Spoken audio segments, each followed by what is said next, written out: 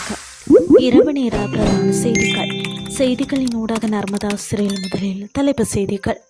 ஆஸ்வசம நலம்புரி திட்டம் பெறுபவர்களுக்கான அவசர அறிவிப்பு. டெங்கு நோயினால் உயிரிழந்தவர்களின் எண்ணிக்கை 50ஆக அதிகரிப்பு.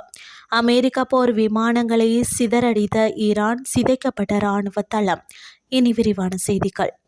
ஆஸ்வசம நலம்புரி திட்டத்தின் கீழ் பண பலன்களை பெறும் பயனாளிகளின் பணத்தை மோசடி செய்யும் நடவடிக்கைகள் இடம்பெறுவதாக பதிவாகியுள்ளதாக நலம்புரி நன்மைகள் சபை தெரிவித்துள்ளது.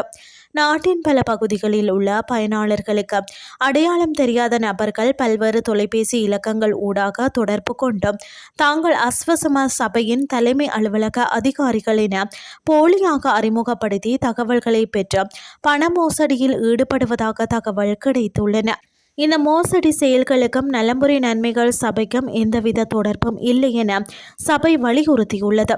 இவ்வாறான போலியான அழைப்புகள் மற்றும் மோசடி முயற்சிகள் குறித்து பாதிக்கப்பட்டவர்கள் உடனடியாக அருகிலுள்ள காவல் நிலையத்தில் முறைப்பாடு செய்யுமாறும் அறிவுறுத்தப்பட்டுள்ளனர்.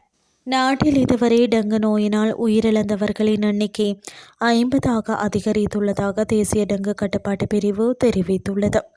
அத்துடன் நாட்டில் இதுவரையான காலப்பகுதியில் பதிவாகிய டெங்கு நோயாளிகளின் எண்ணிக்கை 73,455ஆக அதிகரித்துள்ளது. தொடர்ச்சியாக காய்ச்சல் அல்லது அறிகுறிகள் தென்படுமாயின் உடனடியாக அருகிலுள்ள மருத்துவமனைக்கு சென்று முறையான மருத்துவ பரிசோதனைகள் மேற்கொள்ளுமாறு பொதுமக்கள் அறிவுறுத்தப்படுகிறார்கள். இனி வெளிநாட்டு செய்திகள். ஜோர்டானில் உள்ள அஸ்ராக் இராணுவ தளத்தில் நிலைநிறுத்தப்பட்டிருந்த அமெரிக்க போர் விமானங்கள், இராணுவ தகவல் தொடர்பு அமைப்புகள் மற்றும் எரிபொருள் சேமிப்பு கிடங்குகளை இலக்கு வைத்து தாக்குதல் நடத்தியுள்ளதாக ஈரானிய புரட்சிகர பாதுகாப்பு படை அறிவித்துள்ளது.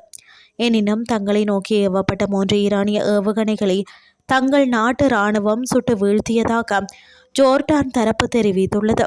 இதேவேளை குவைத்தின் பல பகுதிகளில் அமெரிக்க படைகளும் இஸ்ரேல் ஆதரவு போராளிகளும் நிலைநிறுத்தப்பட்டுள்ள இடங்களை இலக்கு வைத்தும் தாக்குதல் நடத்தப்பட்டதாக ஈரான் கூறியுள்ளது.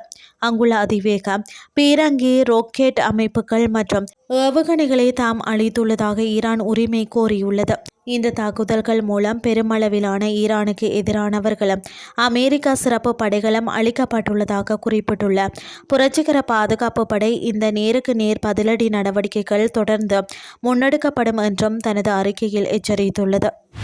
செய்திகள் யாவும் நிறைவடைகின்றது.